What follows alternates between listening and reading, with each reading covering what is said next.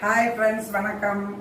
இன்றைக்கி நம்ம பார்க்க போகிற ரெசிபி என்னன்னாங்க, ட்ராகன் சிக்கன் ரெசிபி தான் நம்ம பார்க்க போகிறோம். இது என் பையனுக்கு ரொம்ப பிடிச்ச டிஷ்ஷு. எனக்கு இது வரைக்கும் நான் செஞ்சதில்லை. அதனால் சரி அது எப்படி செய்யணுங்கிறத நம்ம பார்க்கணும். ஒரு வெஸ்டர்ன் மாடலில் ட்ராகன் சிக்கன் அங்கே இதுக்கு பேர்.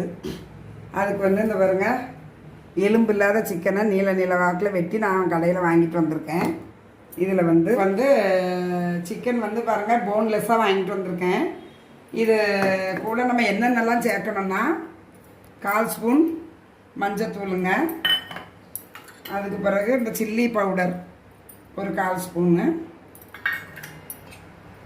கொஞ்சம் 1/4 ஸ்பூனு சோயா சாஸ் இருக்குது பற்றிங்களா, அது. பெப்பர் தூளுங்க, நான் அம்மிலேயே பொடி பண்ணி வச்சுருக்கேன். 1 ஸ்பூன் போட்டேன் பெப்பர் தூள். இது இவ்வளோத்தையும் நம்ம மிக்ஸ் பண்ணிவிடுவோம். ஒரு கரண்டியை வச்சு, ஒரு ஸ்பூனை வச்சு நம்ம அவ்வளோத்தையும் இப்படி மிக்ஸ் பண்ணிக்கிடுவோங்க. இந்த சில்லி பவுடர், மஞ்சத்தூள், சோயா சாஸ் எல்லாம் ஊற்றி மிக்ஸ் பண்ணியிருக்கேன். இது ஒரு 10-20 நிமிஷம் ஊறட்டும். அதுக்கு பிறகு என்ன செய்யணுங்கிறத பார்ப்போங்க. இங்கே பாருங்கள், இந்த கார்ன்ஃப்ளவர் மாவு, உப்பு நான் சொல்ல மறந்துட்டேன் ஃப்ரெண்ட்ஸ், தப்பாக நினச்சிக்கிடாதீங்க. அதையும் நீங்கள் போட்டு ஊறின 20 நிமிஷம் ஆயிட்டு இது நல்லா ஊறி இருக்குது. இப்போ இதை வந்து எண்ணெயில் நம்ம ஃப்ரை பண்ண போகிறோம். அதுக்கு வந்து ஸ்டவ்வை பற்ற வச்சுக்கிடலாம். கொஞ்சமாக எண்ணெய் ஊற்றி கொஞ்சம் கொஞ்சமாக அதை பொரிச்சு ஃப்ரை பண்ணணும். நம்ம கொஞ்சமாக ஆயில் ஊற்றணுங்க. அந்த எண்ணெய் வந்து திருப்பி ரெண்டாவது நம்ம யூஸ் பண்ண முடியாது. அதனால் தேவைக்கு கொஞ்சம் ஊற்றிட்டு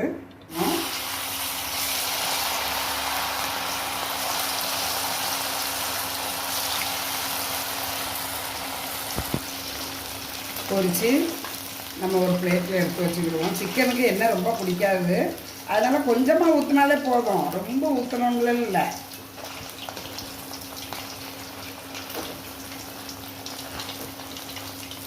மொத்தமாக போட்டால் அப்படியே சேர்ந்துடும். அதனால் ஒரு 4 நாளாக போட்டு பொரித்து தனியாக ஒரு பிளேட்டில் எடுத்து வச்சுக்கிடுவோம்.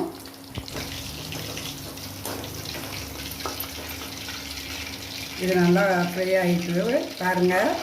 இதை நம்ம அப்படியே ஒரு பிளேட்டுக்கு மாற்றிடுவோம். இதே மாதிரி இந்த கிண்ணத்தில் இருக்கிற சிக்கன் அவ்வளோத்தையுமே இப்படியே பொரித்து எடுத்து வச்சுக்கிடுவோம்.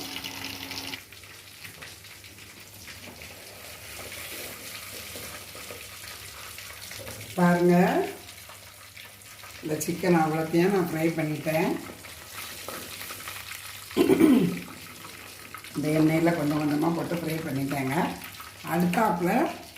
அடுத்த ஸ்டேஜ் நம்ம என்ன செய்யணுன்றதை பார்ப்போம். ஒரு பேன் ஒன்று எடுத்துருக்கேங்க. அதில் 2 குழி கரண்டிக்கு 2 கரண்டி எண்ணெய் ஊற்றிக்கிடுறேன். இந்த எண்ணெயில் வெங்காயம், காப்சிகம் எல்லாமே நறுக்கி வச்சுருக்கேங்க. இஞ்சி பூண்டு வந்து பொடி பொடியாக நறுக்கி வச்சுருக்கேன். இது வெங்காயம், இது காப்சிகம், இது வந்து சில்லி பவுடருங்க. நான் வீட்டிலேயே மிக்சியில் கொஞ்சம் அரைச்சேன். அது 1 ஸ்பூன் போடணும். அதில் இவ்வளவும் இது போட்டு இதுக்கு எப்படி செய்யணுங்கிறத பார்ப்போம்.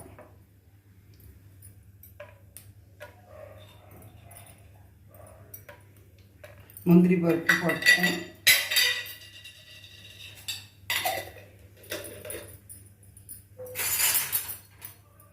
அதை லேசாக ஃப்ரை பண்ணிவிட்டு அடுத்தாப்பில் இந்த இஞ்சி பூண்டு நல்லா பொடியாக நறுக்கி வச்சுருக்கேன். அதையும் நம்ம வதக்கிக்கிடணும். வதக்கிக்கிட்டு வெங்காயம் நீல வாக்கால வெங்காயம்,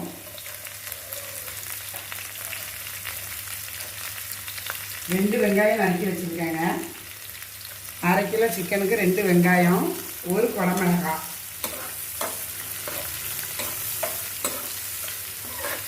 நல்லா வதங்கிட்டோம்.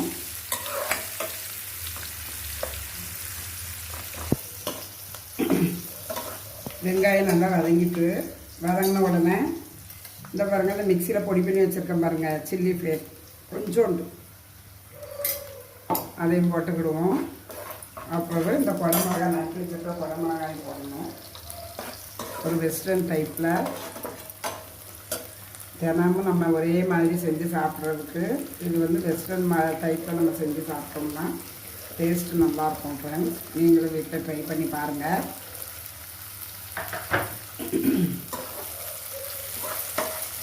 குடமிளகாவையும் நம்ம நல்லா வதக்கிக்கிடுவோம். இதில் இந்த பேனில்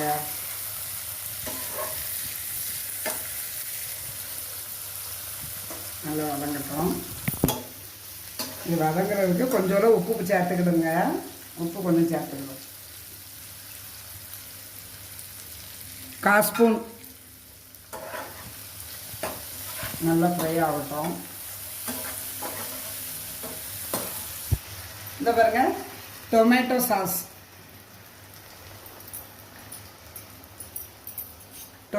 டொமேட்டோ சாஸ் கொஞ்சம் ஊற்றி விடணும். சோயா சாஸ் கூட கொஞ்சோண்டு ஊற்றிக்கலாம். ஃபஸ்ட்டு நம்ம அந்த கறியில் சேர்த்தோம்.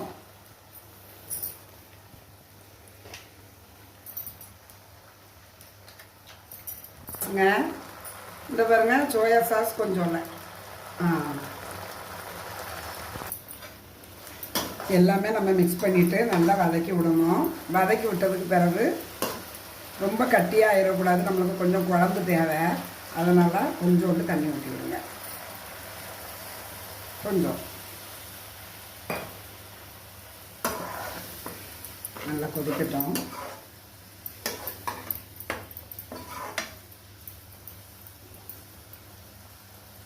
இது கொதிக்கட்டும்.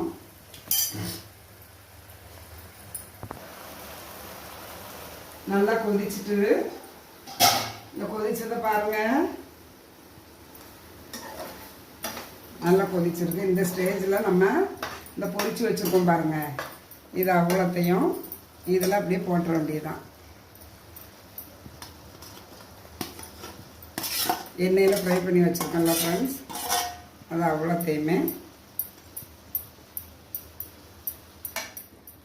டிராகன் சிக்கன் தயார் நிலைக்கு வந்துட்டு இதை வந்து நம்ம அப்படியே சாப்பிட்டு பார்க்க வேண்டியதுதான் வேலை.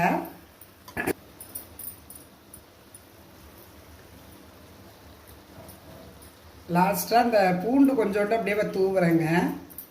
அந்த இதில் பூண்டு வாசனை நல்லாயிருக்கும். நம்ம வந்து ஃப்ரெண்ட்ஸ், நம்ம உறவுகளாக இருக்கட்டும், நம்ம அம்மா அப்பா அக்கா தங்கச்சி எந்த உறவுகளாக இருக்கட்டும், நம்ம கூட இருக்கும்போது ஃப்ரெண்ட்ஸ் அவங்களுடைய அருமை நம்மளுக்கு தெரியாது. நம்மளை விட்டு அவங்க விலகி போனதுக்கு பிறகு தான் அவங்க அருமை வந்து நம்மளுக்கு புரிய ஆரம்பிக்கும். அதனால் உறவுகளோடு நம்ம இருக்க முயற்சி பண்ணுவோம்.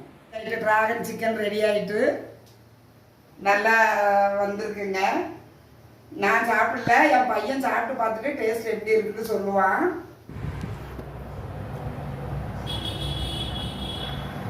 டிராகன் சிக்கன் ரெடி ஆகிட்டுங்க. இதை சாப்பிட்டு பார்த்துட்டு சொல்கிறேன். என் பையன் வெளியே போயிட்டாங்க, கேமராமேனு ஒரு வேலைன்னு சொல்லிட்டு, அதனால் நானே சாப்பிட்டு பார்த்துட்டு சொல்கிறேன்.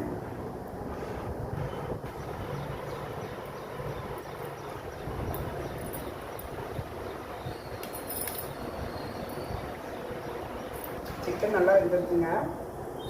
அந்த மசாலா சோயா அப்புறம் டொமேட்டோ சாஸ் எல்லாமே நம்ம இது பண்ணுறதுனால மிளகுத்தூள் எல்லாமே டேஸ்ட் ரொம்ப அபாரமாக இருக்குது, நல்லாயிருக்கு. சாம்பார் ரசத்துக்கு இது சாப்பிட்டா ரொம்ப நல்லா இருக்குங்க. நீங்களும் வீட்டில் செஞ்சு பாருங்கள்.